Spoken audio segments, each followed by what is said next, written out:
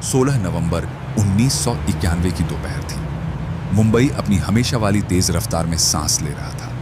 Local ट्रेनों के डिब्बे रोज की तरह खचाखच भरे हुए थे। सड़कों पर गाड़ियों के हॉर्न की आवाजें लगातार गूंज रही थीं और ऊंची इमारतों के अंदर हजारों लोग अपने अपने काम में व्यस्त थे। ऊपर से देखने पर सब कुछ बिल्कुल नॉर्मल लग रहा था, जैसे शहर का एक और आम दिन गुजर रहा हो। लेकिन उसी समय अंधेरी वेस्ट के लोखंडवाला कॉम्प्लेक्स में धीरे धीरे एक ऐसा सीन बन रहा था जो कुछ ही घंटों में मुंबई के क्राइम हिस्ट्री का सबसे चर्चित और विवादित चैप्टर बनने वाला था। उस दौर में मुंबई का अंडरवर्ल्ड अपने सबसे खतरनाक फेज में था। शहर के कई हिस्सों में एक ही नाम की पावर महसूस होती थी, दाऊद इब्राहिम और उसकी डी कंपनी। उसका नेटवर्क इतना गहरा फैल चुका था कि स्मगलिंग से लेकर एक्सटॉर्शन तक और क्राइम से लेकर इलीगल बिजनेस तक हर जगह उसी का इन्फ्लुएंस दिखाई देता था। ऐसा लगता था जैसे शहर का एक पूरा पैरेलल सिस्टम उसी के कंट्रोल में चल रहा हो। लेकिन अंडरवर्ल्ड की इसी दुनिया में कुछ ऐसे लोग भी तेजी से उभर रहे थे जो किसी के सामने झुकने को तैयार नहीं थे। ना उन्हें दाऊद के नेटवर्क का डर था और ना ही पुलिस की कार्रवाई का कोई खास खौफ। उन्हीं में दो नाम लगातार चर्चा में आने लगे थे, माया डोलस और दिलीप बुवा। इन दोनों ने प्रोटेक्शन रैकेट, एक्सटॉर्शन और खुलेआम होने वाली हत्याओं के जरिए शहर में ऐसा डर पैदा करना शुरू कर दिया था कि कई व्यापारियों के लिए काम करना भी मुश्किल होने लगा था। दिन दहाड़े गोलियां चलना, फोन पर धमकी देकर पैसे वसूलना और विरोध करने वालों को रास्ते से हटा देना, यह सब धीरे धीरे मुंबई की डेली रियलिटी बनता जा रहा था।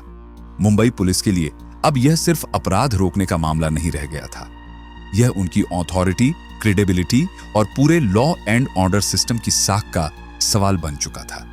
फिर आया 16 नवंबर 1991 की सुबह का वह मोमेंट जब पुलिस को एक बेहद अहम इंटेलिजेंस इनपुट मिला। खबर थी कि लोखंडवाला कॉम्प्लेक्स की स्वाति बिल्डिंग के फ्लैट नंबर 5 में माया डोलस और दिलीप बुवा अपने कुछ साथियों के साथ छिपे हुए हैं।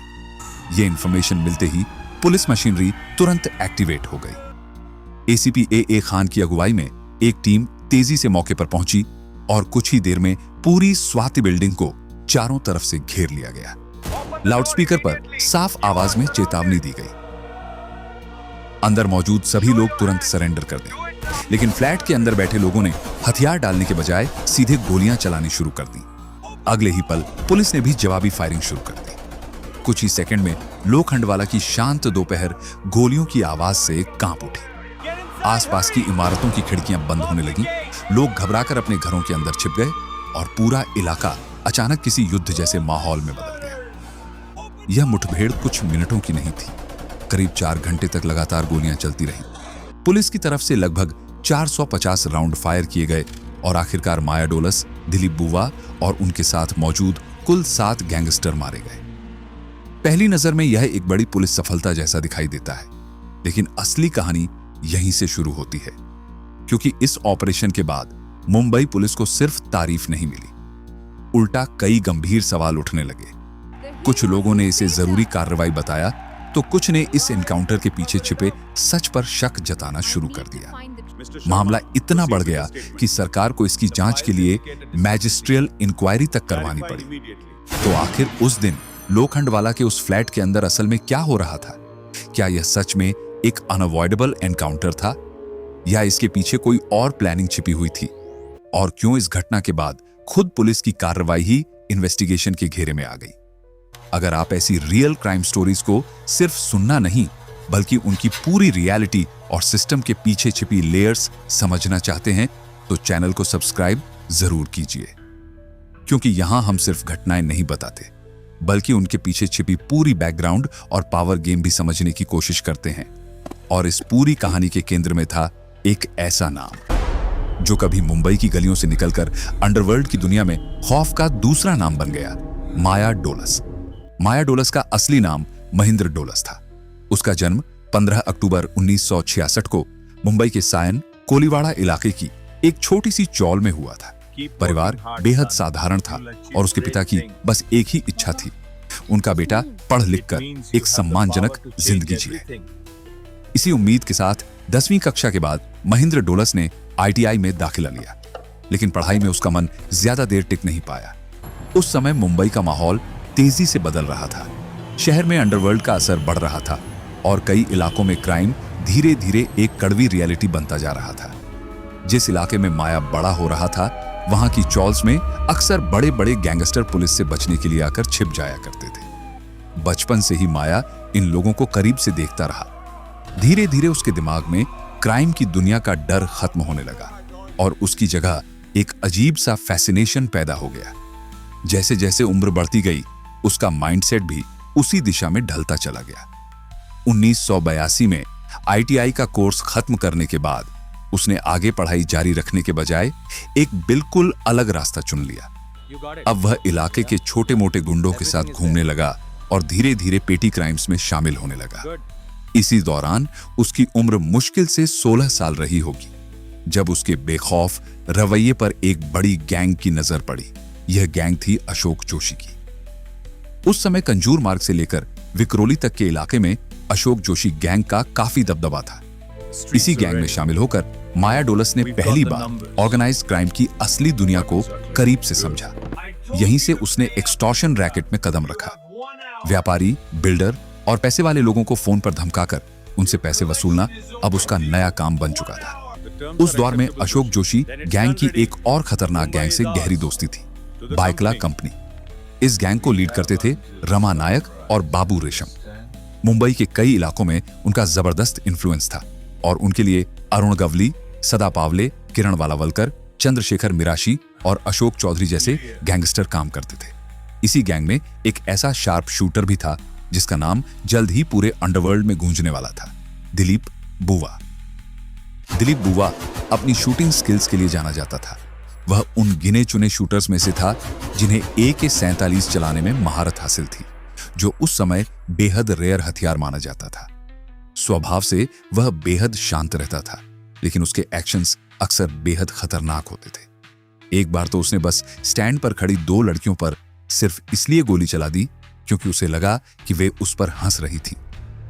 क्योंकि अशोक जोशी गैंग और बाइकला कंपनी के बीच मजबूत तालमेल था, इसलिए दोनों गैंग्स कई ऑपरेशंस साथ साथ करते थे।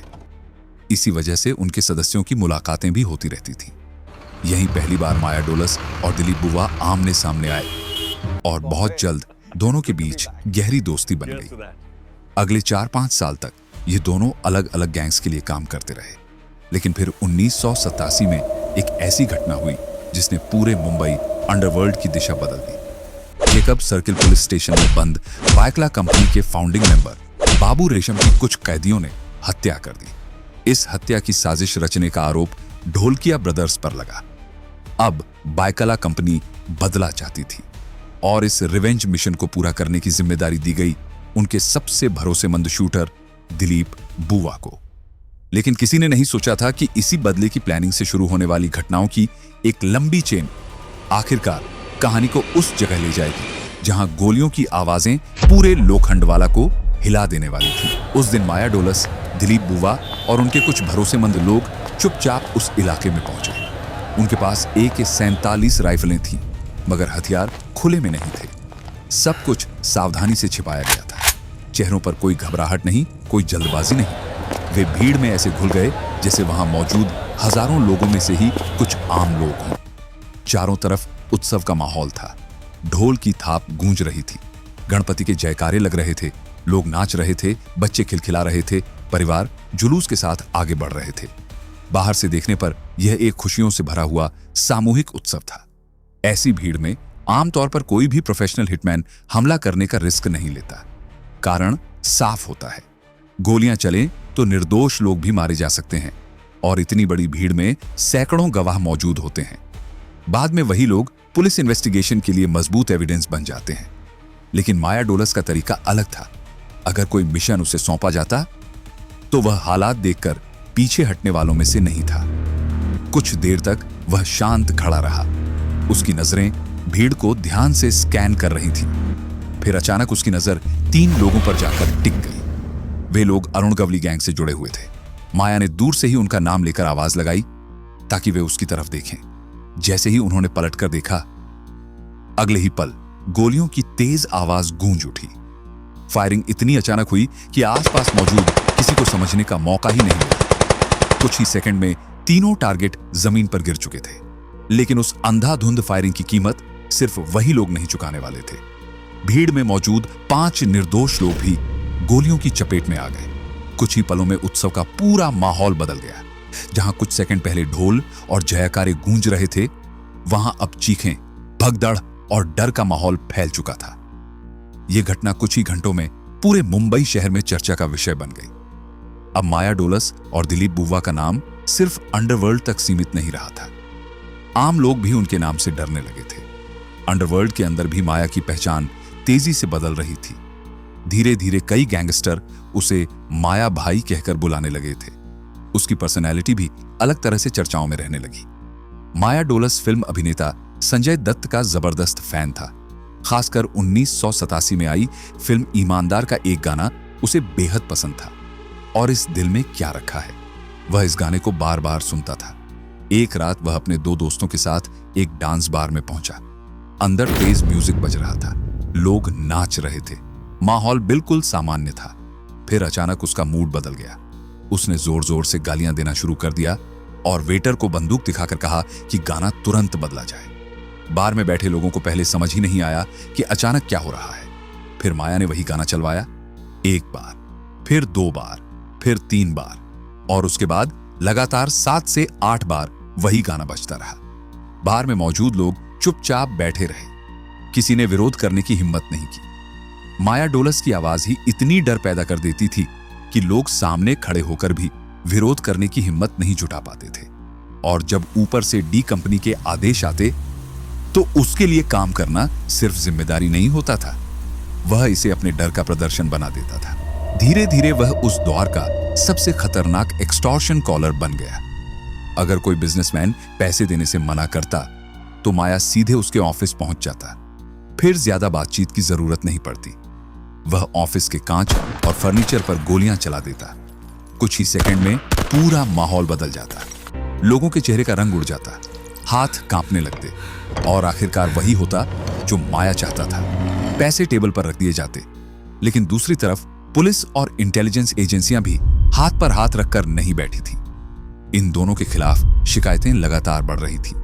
नई रिपोर्ट्स सामने आ रही थी, फाइलें मोटी होती जा रही थी और मुंबई पुलिस के अंदर क्वाइटली एक नई स्ट्रैटेजी तैयार की जा रही थी। एक ऐसा ऑपरेशन जो जल्द ही लोखंडवाला के उस फ्लैट तक पहुंचने वाला था, जहां से आगे की कहानी अचानक गोलियों और 4 घंटे लंबे कॉन्फ्रंटेशन में बदलने वाली थी।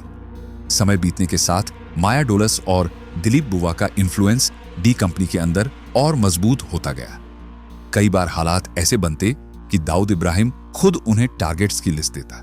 उसके बाद दोनों मिलकर उन टारगेट्स को एक एक करके खत्म करने लगते। उनका खौफ धीरे धीरे पूरे शहर में फैलने लगा। मुंबई में बहुत कम लोग ऐसे बचे थे जो उनसे टकराने की हिम्मत कर पाते। अंडरवर्ल्ड में उनका नाम सुनते ही माहौल बदल जाता था। इसी दौरान मुंबई में एक अलग तरह का फाइनेंशियल सिस्टम भी तेजी से फैलने लगा। इसे बिस्सी रैकेट कहा जाता था। इस सिस्टम में कई लोग हर महीने बराबर रकम जमा करते थे। फिर एक तय दिन लकी ड्रॉ निकाला जाता। जिसका नाम निकलता उसे पूरी जमा रकम मिल जाती। लेकिन कहानी यहीं खत्म नहीं होती थी।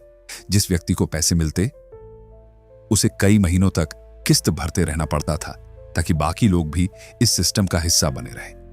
कागज पर यह सिस्टम काफी सिंपल लगता था, लेकिन असली प्रॉब्लम तब शुरू होती थी जब कोई व्यक्ति बड़ी रकम जीतने के बाद अचानक गायब हो जाता। कई लोग किस्त देना बंद कर देते और धीरे धीरे रकम लाखों तक पहुंच जाती, कई बार करोड़ों तक। यहीं से डी कंपनी ने इस सिस्टम में एंट्री की। बड़े बिस्सी ऑपरेटर्स विवाद सुलझाने और पैसा रिकवर करवाने के लिए डी कंपनी की मदद लेने लगे। इलाके में माया डोलस का खौफ पहले से मौजूद था, इसलिए दाऊद ने यह जिम्मेदारी उसी को सौंप दी। बदले में बिस्सी ऑपरेटर्स डी कंपनी को मोटी रकम देने लगे। शुरुआत में माया ने यह काम ठीक तरीके से किया। वह फरार लोगों को ढूंढता, उनसे पैसा वसूल करवाता और सिस्टम को चलता रहने देता।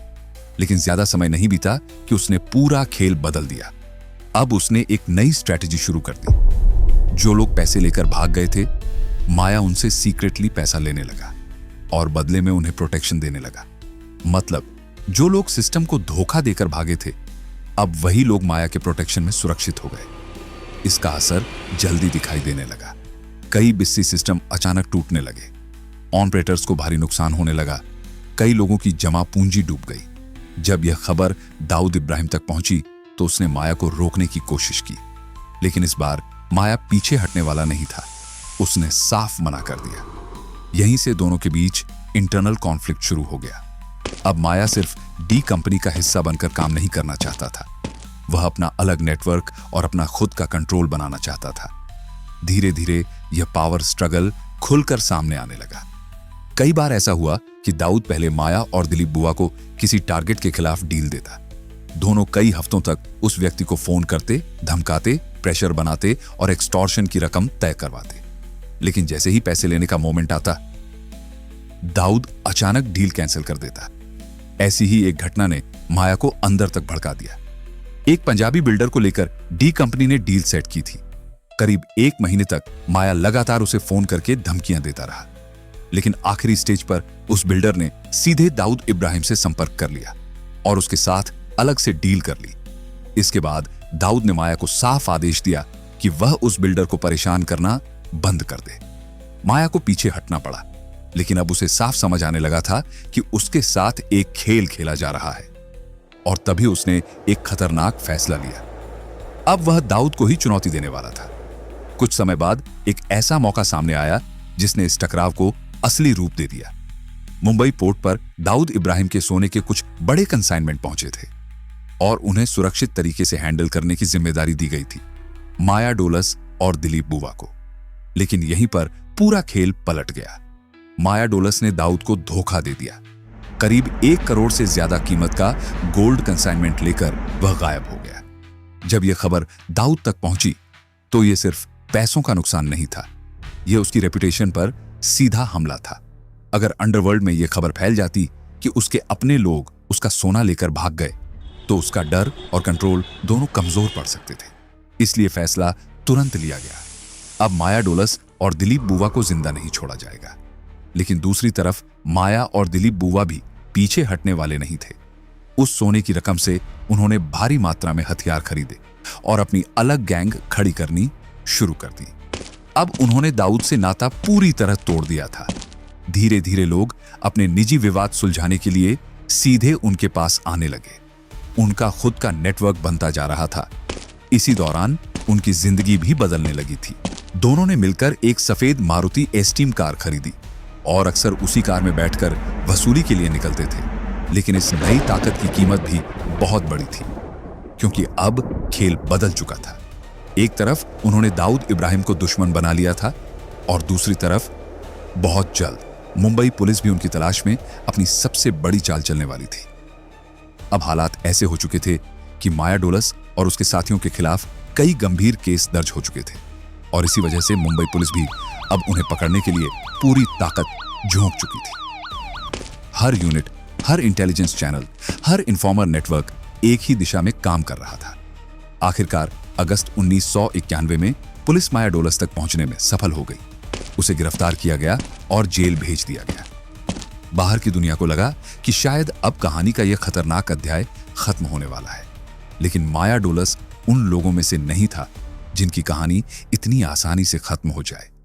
कुछ ही दिनों बाद जब पुलिस उसे पेशी के लिए मसगांव कोर्ट ले जा रही थी, तभी अचानक उसने जेब से मिर्ची पाउडर निकाल लिया। एक झटके में उसने पास खड़े पुलिसकर्मी की आंखों में पाउडर झोंक दिया। अफरा तफरी के उस पल में और कुछ ही सेकंड के भीतर वहां से भाग निकलने में कामयाब हो गया। यह घटना मुंबई पुलिस के लिए बहुत बड़ा झटका साबित हुई। पूरे सिस्टम पर सवाल उठने लगे। लोग पूछने लगे कि आखिर जेल के अंदर एक कैदी तक मिर्ची पाउडर और ब्लेड कैसे पहुंच गया। क्या यह सिर्फ सुरक्षा की चूक थी या सिस्टम के अंदर कहीं और भी कमजोरी मौजूद थी? अब हालात ये थे कि माया डोलस और उसके साथी मुंबई पुलिस के लिए सिर्फ अपराधी नहीं रहे थे, बल्कि एक बड़ी चुनौती बन चुके थे। पुलिस किसी भी कीमत पर उन्हें दोबारा पकड़ना चाहती थी। इसी दौरान मुंबई में एक नया दौर भी शुरू हो चुका था, एनकाउंटर का दौर। मन्या सुरवे जैसे कई कुख्यात गैंगस्टर पुलिस मुठभेड़ों में मारे जा चुके थे।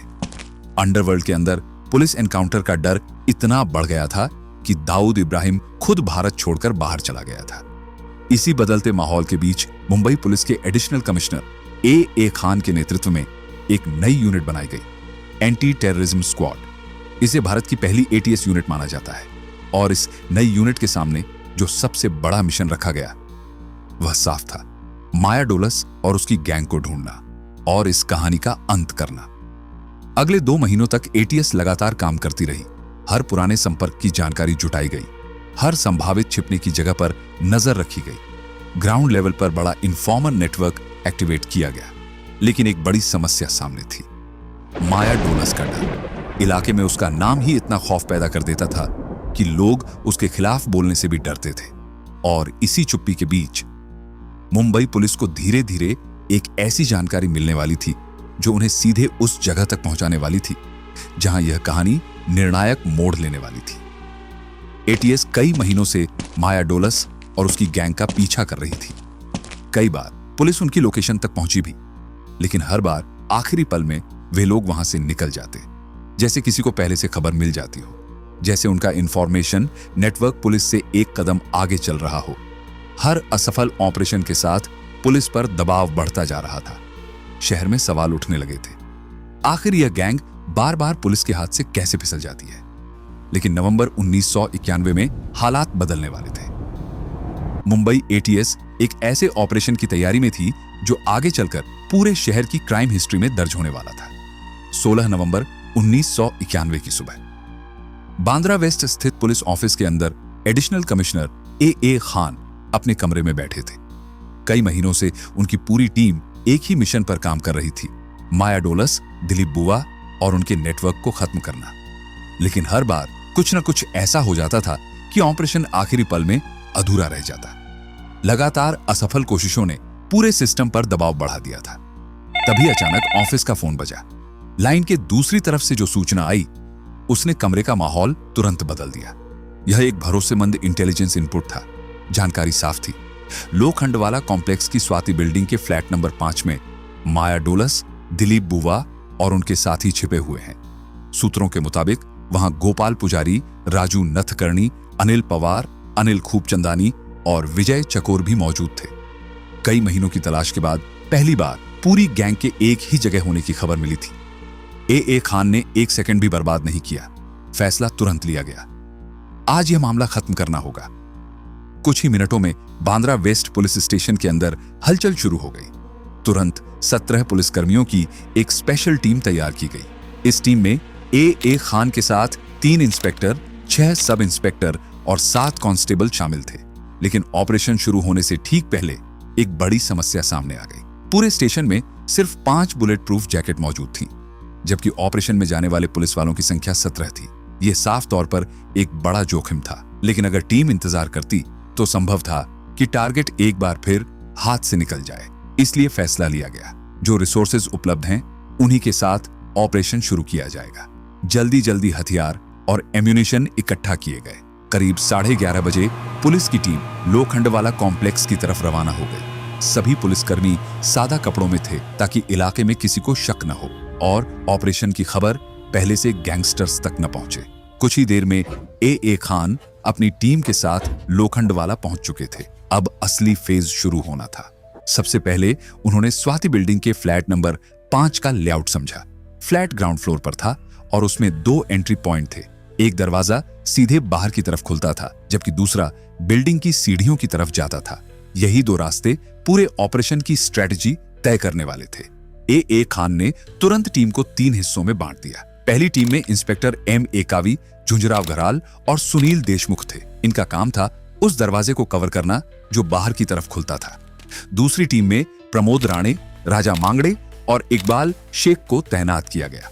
उनका काम था सीढ़ियों की तरफ जाने वाले रास्ते को पूरी तरह ब्लॉक करना। तीसरी टीम सबसे बड़ी थी। इसमें 11 पुलिसकर्मी शामिल थे। उनका रोल था बाकी दोनों टीमों को कवर देना। उन्होंने बिल्डिंग के कंपाउंड में अपनी पोजीशन ले ली। अब पूरा ऑपरेशन सेट हो चुका था।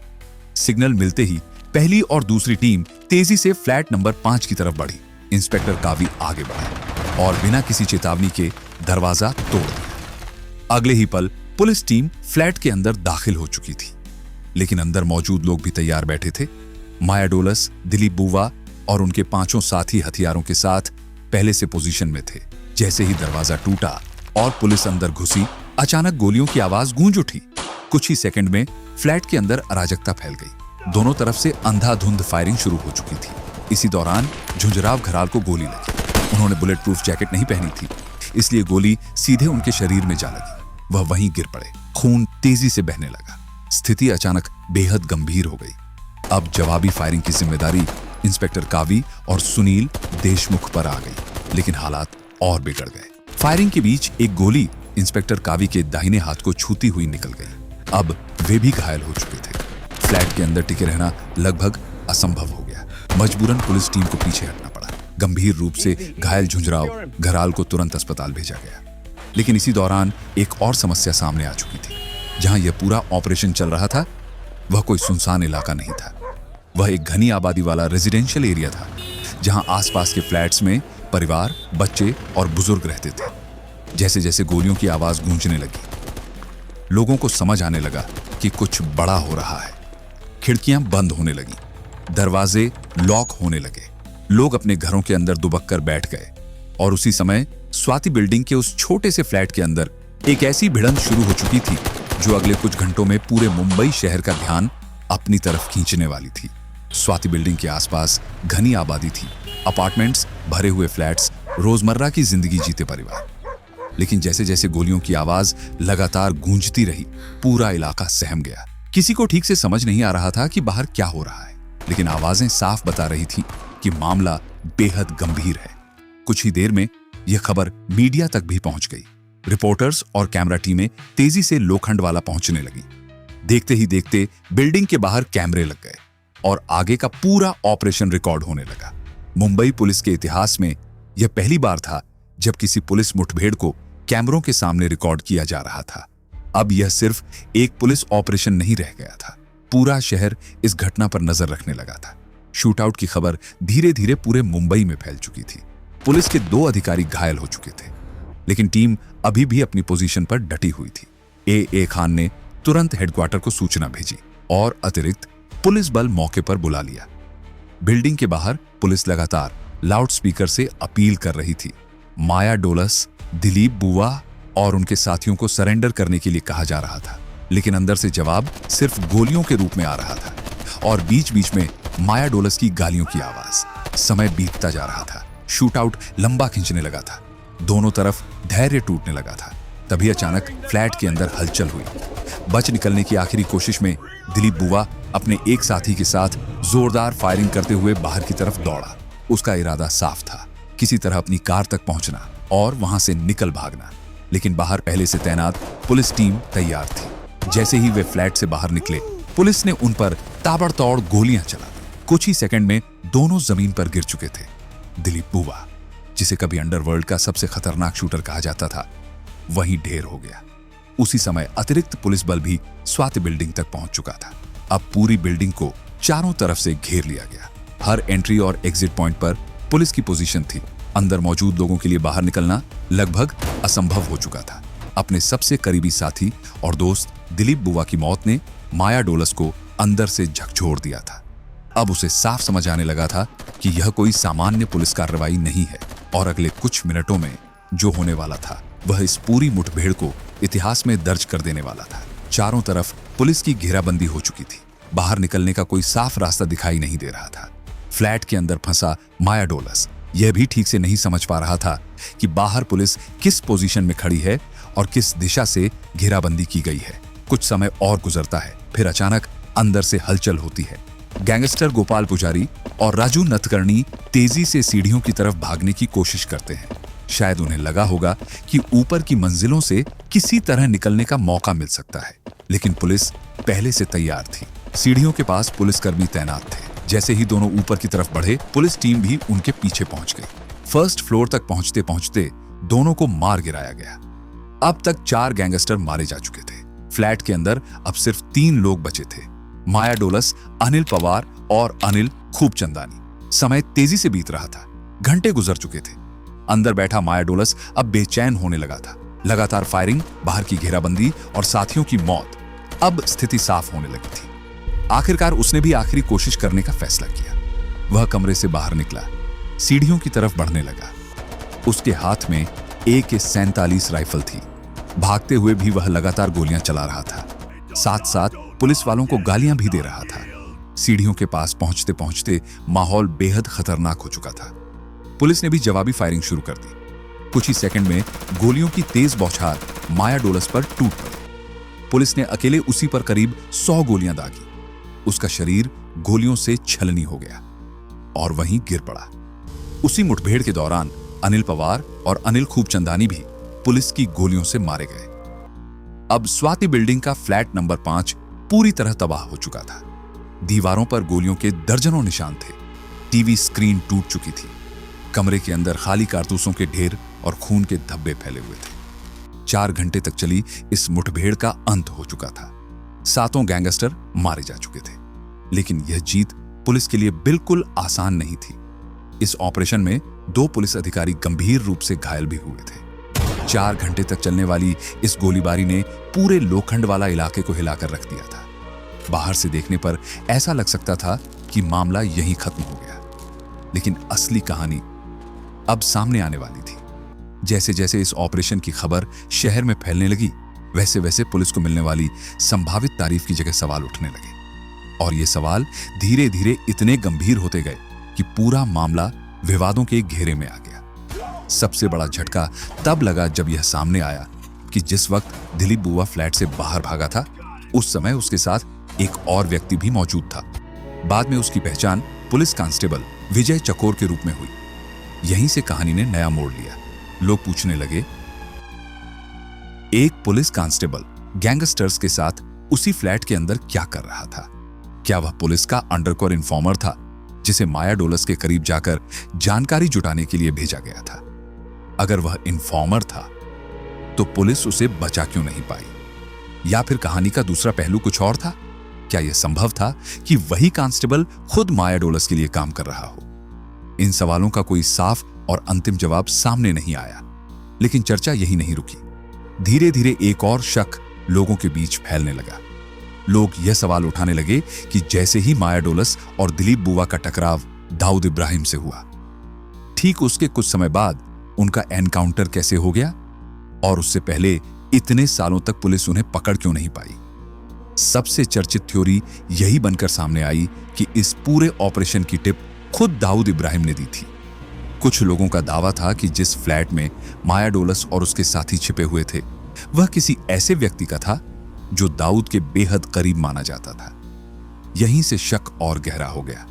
कई लोगों को लगा कि शायद यह सिर्फ एक पुलिस ऑपरेशन नहीं था, शायद यह अंडरवर्ल्ड के पावर गेम का भी हिस्सा था।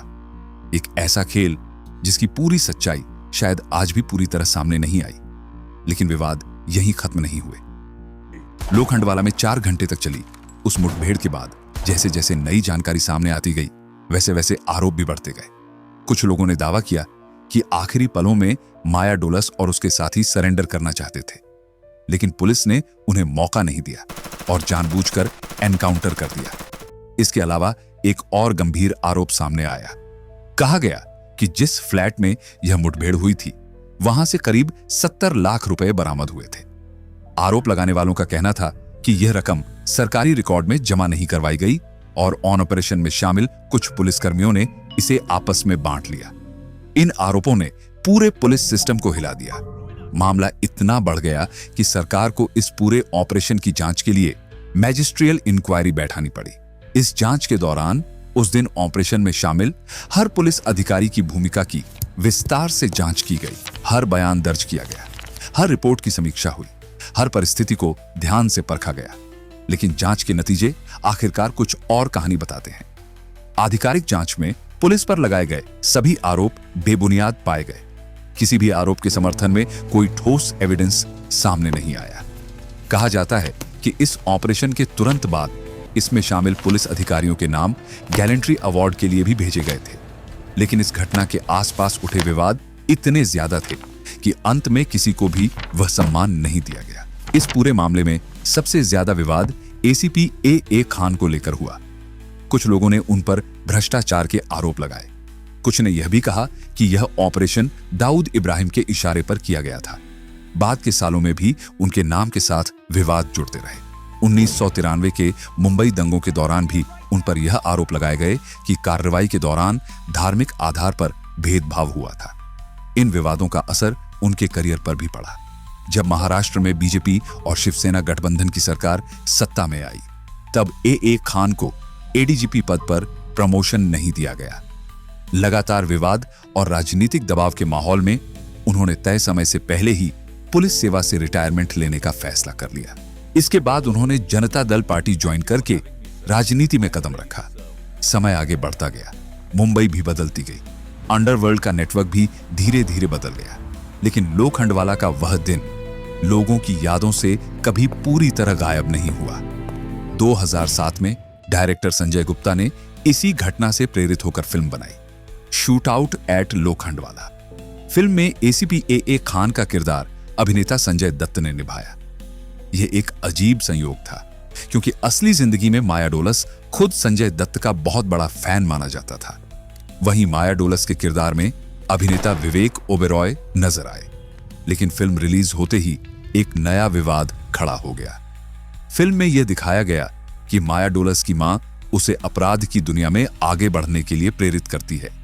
लेकिन असल जिंदगी में माया डोलस की मां रत्नप्रभा डोलस ने इस चित्रण का कड़ा विरोध किया।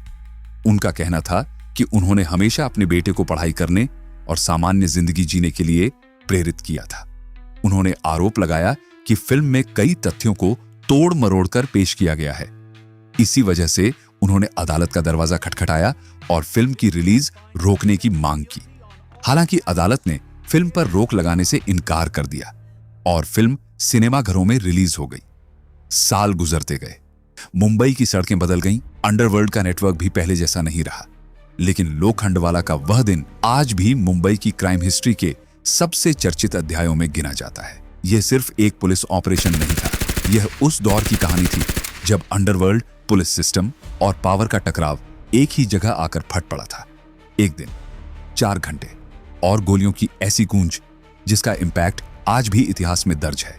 और शायद इसी वजह से आज भी एक सवाल बाकी है, क्या लोखंडवाला शूटआउट सिर्फ एक पुलिस ऑपरेशन था, या फिर अंडरवर्ल्ड के उस अदृश्य पावर गेम का हिस्सा जिसकी पूरी सच्चाई आज भी सामने नहीं आई? आप इस बारे में क्या सोचते हैं? अपनी राय कमेंट में जरूर लिखिए। अगर आपको ऐसी गहरी और असली क्राइम स्टोरीज पसंद आती है तो वीडियो को लाइक जरूर करें, इसे शेयर करें, ताकि और लोग भी इन घटनाओं के पीछे की असली रियलिटी समझ सकें। और चैनल को सब्सक्राइब करना मत भूलिए, क्योंकि रिवीलिंग आइज पर हम सिर्फ कहानियां नहीं सुनाते, हम उन सच्चाइयों को सामने लाते हैं जिन्हें इतिहास अक्सर अधूरा छोड़ देता है। अगली कहानी में फिर मिलेंगे एक और सच के साथ।